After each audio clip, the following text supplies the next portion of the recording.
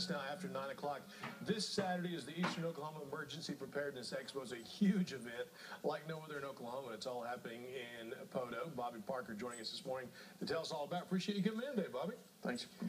We were talking a few moments ago that this is the third year for you guys to have this, and you talked about it went from like a parking lot, and then it was at a fairgrounds.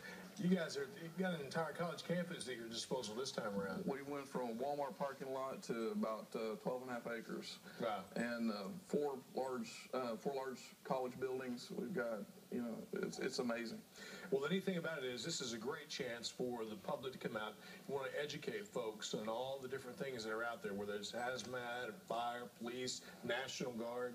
Everyone it's got something for everybody. It's got first responder aspects. Your firefighters and EMTs, we have competitions going on for those folks. But the main heart of the event is an education event for the public. We use the term resiliency in emergency management, and that means the better prepared you are prior to an event, the better you survive and come out the other side of a disaster or an emergency, whether it be a home fire or be a tornado that goes through the community or a flood.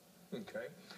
You mentioned the competition, but there's also a number of vendors that are going to be there. You said like information tables, perhaps I should say, rather than vendors, and those folks will be able to talk to people as well. Right. There will be about 20 to 25 tables of information covering everything from pet preparedness, how to get your pets ready, or if you have livestock, if you have a horse or something like that, of course.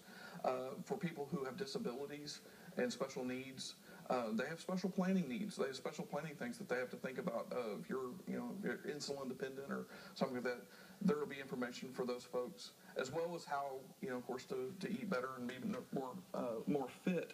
There again, helping you survive better and come out the other side of a disaster more strong. Now, you mentioned some of the competition. I mean, it's all in good fun, but also there's some competitive folks in there as well. Yeah, the firefighters both firefighter and EMT challenges are fun spectator sports, but the firefighters ones specifically, because there is some water involved and high pressure, and they do tend to try to take an advantage on the other team that's competing, As well they should. Exactly. So it's really fun to watch those guys. And like you said, it's all in good fun, but they're exercising skills that they would use in a house fire or in a disaster in every single day of their career, whether they're volunteer or they're a paid professional. And we have both teams. We have paid professional volunteer firefighters and volunteers as well. All right. From 3 states. Yeah, so you got people from each state: Kansas, Texas, Oklahoma, and Arkansas. We have teams coming from all 3. We have resources and trailers and response assets coming from all 3 states. It's a regional event. There's absolutely nothing about Eastern Oklahoma other than the name. It's a very regional event, because if a disaster occurs, it's like a Moore or a Joplin, it's not just going to be your local hometown resources that respond. It's going to be response people from 3 or 4 or 5 states in our area. It's all about education, folks, and see it for themselves this Saturday. Thanks again. Appreciate it, Bobby. Appreciate you coming in. Thank you. The Eastern Oklahoma Emergency Expo, it's Saturday from 10 o'clock until 3 at the Carl Albert State College and Kiamichi Technology Center. That is in Poteau. To find out more, you can go to facebook.com/Eastern OK Expo.